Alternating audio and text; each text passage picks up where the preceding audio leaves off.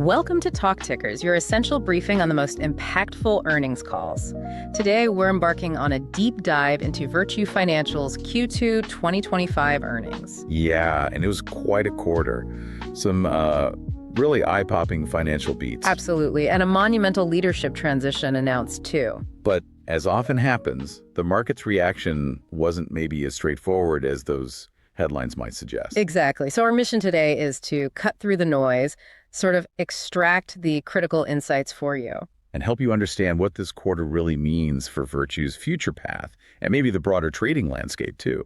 It's a fascinating study, really, in market dynamics. Totally. You've got a company performing exceptionally well on paper, yet the market seemed to have, well, second thoughts almost immediately after that initial pop. Right. So unpacking that initial enthusiasm, followed by that more tempered response, is really key, I think, to understanding investor sentiment right now. Definitely. Okay, so let's get right into the numbers.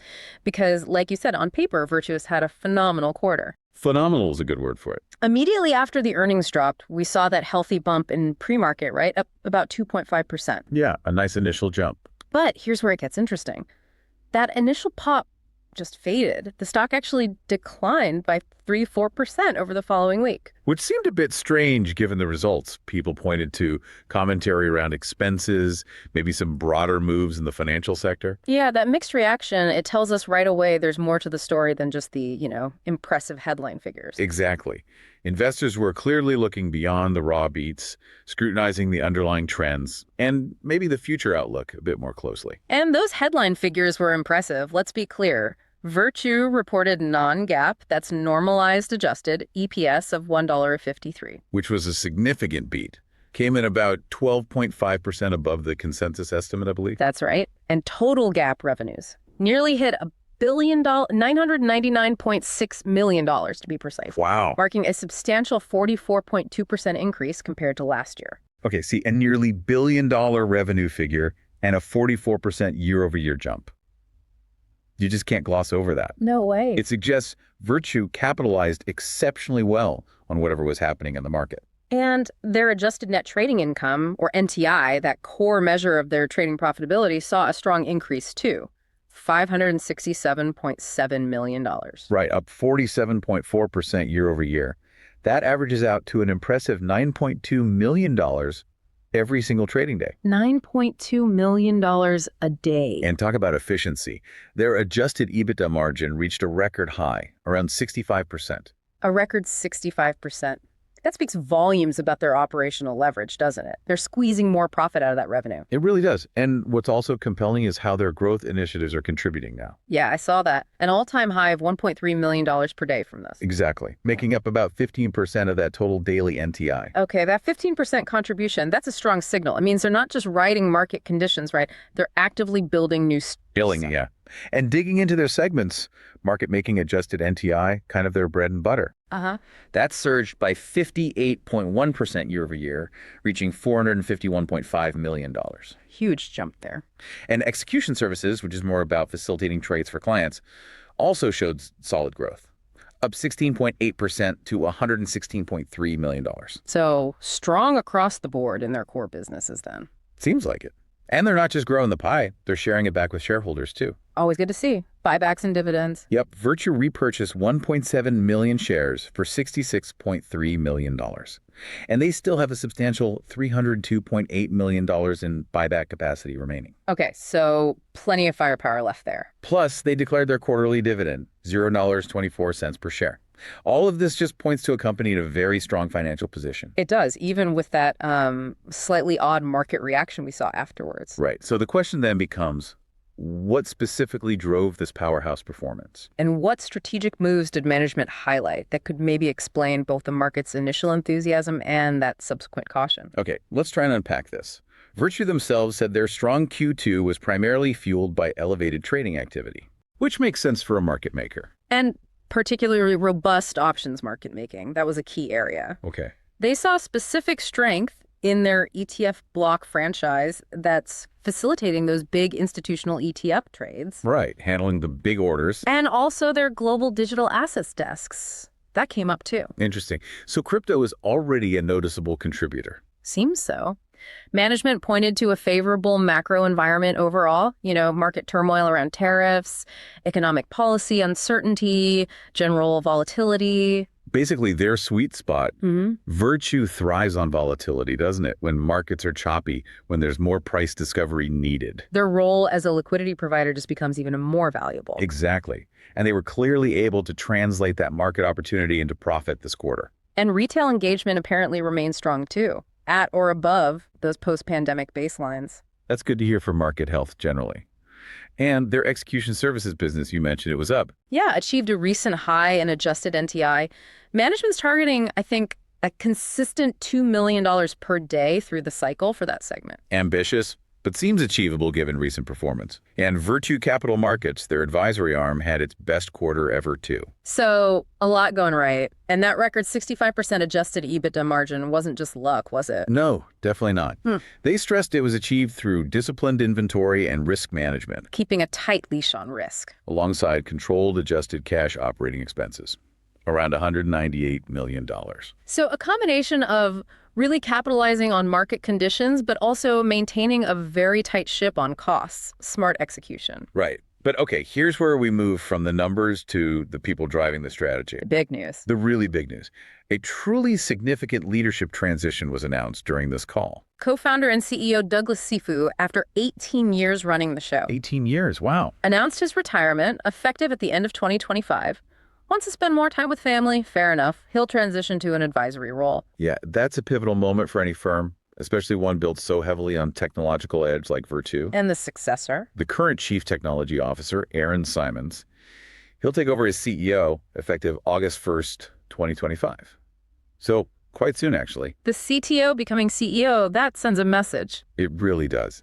Yeah. Cifu spoke very highly of Simons, apparently called him the smartest guy at Virtu. High praise. Credited him with building the firm's technology backbone and, crucially, having the strategic vision for that next level of growth. And it sounds like this wasn't a sudden thing. No, they made it clear the groundwork for this transition, including putting a senior leadership team in place, began maybe 5 or 6 years ago. Okay, so very deliberate succession planning. Right, signaling a clear, continued tech-first orientation for Virtu. It seems like they're aiming for continuity of their core values, but also bringing in a fresh perspective on growth opportunities. A tech leader for a tech-driven firm makes sense.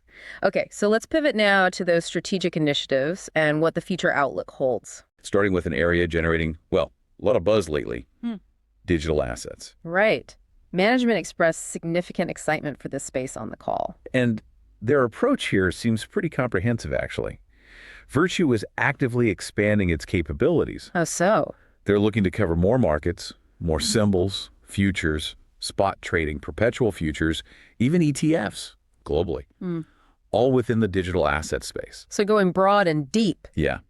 They anticipate broader crypto adoption is going to be a key future volume driver for them. And to underscore that commitment, they've also made a strategic hire recently just to bolster this business. Okay, so they're definitely putting resources behind that vision. It's not just talk. Seems that way. That's a massive expansion into a sector that's, well, let's face it, still rapidly evolving. Absolutely. Another fascinating area they highlighted is overnight equity trading. Ah, yes, 24-hour trading. Which they described as still being in the very early days. Although Virtu is actually a pioneer here, weren't they? They started offering 24-hour trading way back around 2018, collaborating with Steve Quirk at TD Ameritrade. That's right. But currently, nearly all of this activity, like 99.9%, is still retail-driven. So the institutions aren't really playing yet? Not in a big way. And that raises the important question, right? Yeah. How does institutional adoption evolve in a 247 market? Yeah, what's the use case for them? Well, management sees institutional use cases developing as liquidity builds up. And as market regularization allows for larger trade sizes and critically demonstrable best execution. So things like risk mitigation, reacting to overnight news. Exactly. Or portfolio hedging, perhaps. Enabling institutions to react to global events in real time instead of waiting for the opening bell. They view this as sort of an inevitable development then. Pretty much. And a significant incremental revenue opportunity for Virtu. But it needs more participants, more dance partners, as they put it, and probably clearer regulatory frameworks for the big players to jump in confidently. Makes sense. Okay, moving on, tokenization of equities. Specifically, for overseas clients. Another pie-growing exercise, as they termed it. Right. This is about expanding access to U.S. capital markets for non-U.S. investors. Kind of like how Robinhood offers tokenized U.S. stocks in Europe now. And Virtu's expertise in providing that two-sided liquidity, making markets for these wrapper products, these digital representations of traditional stocks. That positions them incredibly well. It does. But it also brings up that critical regulatory discussion we're seeing. You mean ensuring it doesn't bypass the established U.S. regulated systems? Like Citadel's letter to the SEC highlighted. Precisely. Virtu acknowledges that, but they seem to view tokenization overall as a strong tailwind. It leverages their 2047 market-making capabilities, their integrated infrastructure, basically providing liquidity to these new forms of market access. So navigating the regulation but seeing the opportunity. Seems to be the approach. And speaking of regulation, let's talk about the order protection rule, Rule 611. What's Virtu's stance there? Largely agnostic, actually. Yeah. Which is interesting. Agnostic. What does that mean in practice? Well, for listeners maybe not familiar, Rule 611 basically requires trades to be executed at the best available displayed price across all the different venues. Right, the National Best Bid and Offer, the NBBO. Exactly. Virtu suggested a resolution perhaps similar to Canada's model, where a trading venue needs a certain minimum market share for its quotes to be protected. And how would that impact Virtu? They think it could be neutral to slightly positive for them. How so? By potentially reducing the fixed costs they have associated with connecting to numerous, less significant venues that don't have much liquidity anyway. Cutting down on connectivity overhead. Right. They believe their technology ensures best execution regardless of that rule, so removing some complexity could be a net positive or at least neutral. Interesting pragmatism there. While they're kind of agnostic on a legacy rule like 611. They're far more enthusiastic about new regulatory frameworks, especially in the digital asset space. Like the stablecoin legislation. Yeah, the genius stablecoin legislation, as they called it, and the pending Clarity Crypto Market Structure Act. Those are viewed constructively as providing a framework for growth rather than imposing new burdens. That distinction seems pretty crucial for their forward strategy, doesn't it? Absolutely. Embrace the new, adapt to changes in the old. They also announced a new collaboration, didn't they? TradeOPS with Limina. Yes. That partnership aims to enhance the front-to-back post-trade workflow for clients, specifically preparing for T+1 settlement. The move to one-day settlement. Right. And also MX readiness. That's a messaging standard for financial transactions. Yeah. Basically, this move extends Virtu's value proposition beyond just execution into offering workflow solutions for their buy-side clients. Adding value post-trade. And just a housekeeping note, their NYSE listing transfer became effective on June 17th, 2025. Should help with visibility, index inclusion, that sort of thing. Good point. Their M&A strategy also offers some insight into how they think about capital allocation. Are they acquisitive or focused elsewhere? They stressed a disciplined approach, constantly evaluating potential acquisitions against internal opportunities. Build versus buy. And, crucially, against buying back their own stock. Which they've done a lot of. A lot. Share repurchases have been considered their most accretive use of capital in recent years. They mentioned $1.4 billion worth of shares bought back at an average cost of just over $26. So buybacks have been the priority. Historically, yes. However, management did acknowledge that the evolving ecosystem, particularly in crypto, might present future acquisition opportunities that could potentially offer better returns than buybacks. So keeping their options open if the right deal comes along in these new areas. Exactly. It suggests a careful balance between returning capital now and investing for strategic growth, especially in transformative areas. They even touched on the idea, kind of interestingly, of operating a hedge fund alongside their market-making business. Is it really? That would be a shift. Yeah, management confirmed it's something they've considered over the years. They acknowledge the complexities, infrastructure, managing conflicts of interest. Which are significant. But they also noted competitors like Citadel that managed to do it successfully. True.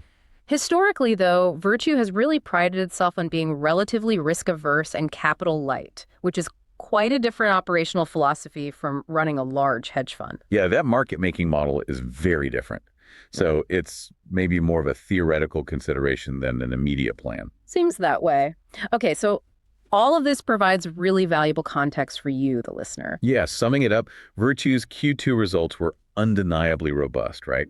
strong operations, record margins, clear growth vectors firing in options, ETFs, digital assets. And that CEO transition to a tech-focused leader, Aaron Simons, signals continued innovation and a pretty clear path forward focused on technology.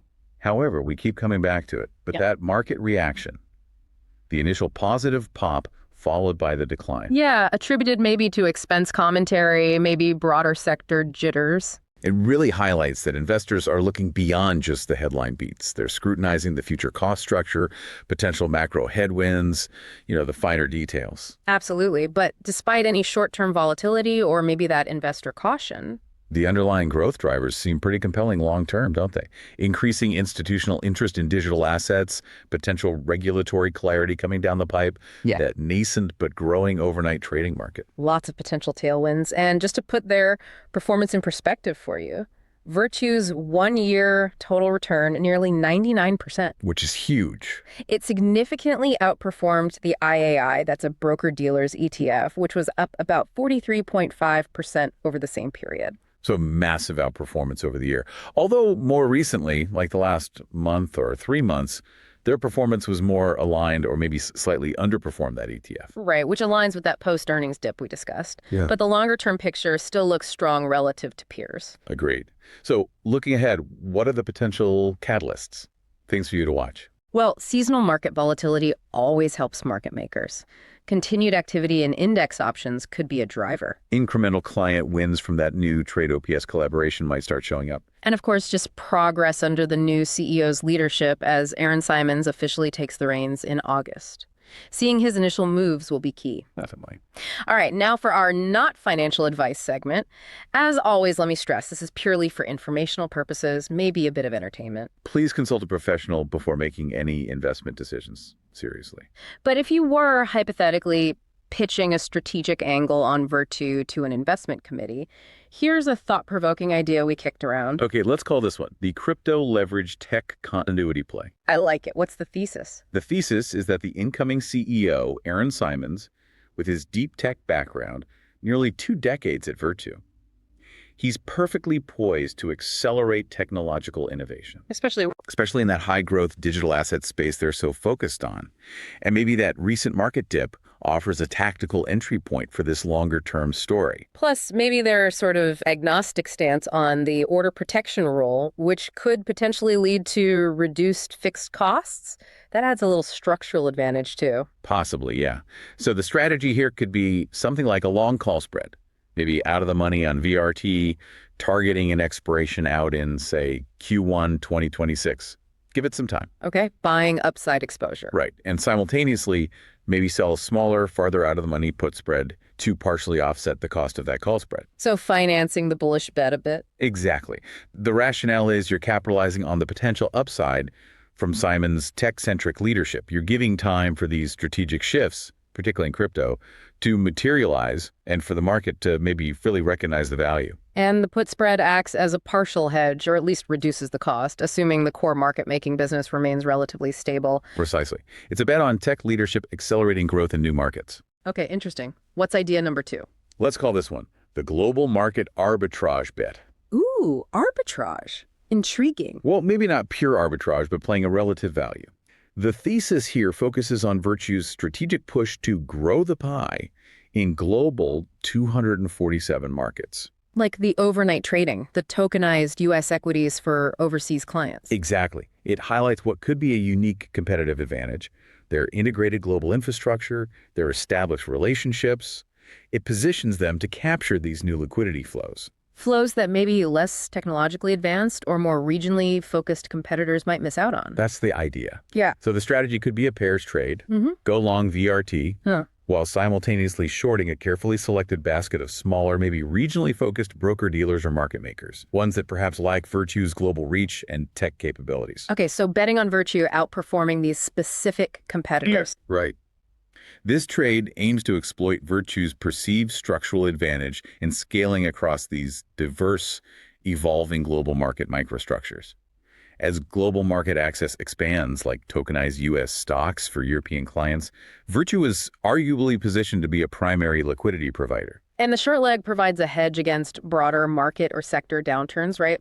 trying to isolate Virtu's unique edge in capturing these newly emerging global liquidity pools. That's the rationale. You're betting on their ability to win in this increasingly interconnected 227 global market structure. Fascinating ideas. But again, let me hammer this home. These are just thought exercises. Absolutely not financial advice. Please do your own research. Okay, so to recap our deep dive into Virtu Financial for you, they delivered a financially very strong Q2. Record margins, impressive growth across key segments like options, ETFs, and especially that growing digital assets piece. And the transition to Aaron Simons as CEO really underscores that continued technology-led approach to innovation. It's clear where their focus lies. Right. While the short-term market reaction showed maybe some investor caution, possibly around expenses or sector moves. The firm's strategic investments, their robust capital return policy, and that clear leadership succession provide a pretty constructive long-term outlook, we think. Positioning Virtu for potentially significant opportunities in these evolving global markets. Definitely. And here's a final provocative thought for you to consider.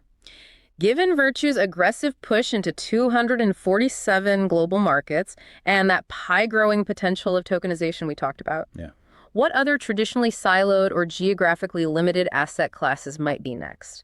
What might soon experience similar disruption and expansion? That's a good question. And how might that reshape the entire landscape of market making and trading as we know it? Yeah, something to really mull over. The ripple effects could be huge. Indeed. Before we go, just one final reminder, this discussion was for informational purposes only. And definitely not financial advice. We always encourage you to do your own research and consult with a qualified professional before making any investment decisions. We'd love to hear your thoughts and insights, though, on Virtu Financial's future or any other earnings calls that have caught your attention. You can find us online at talktickers.com. Yeah, let us know what you think. Thank you for joining us on Talk Tickers. We'll be back soon with another critical earnings call summary.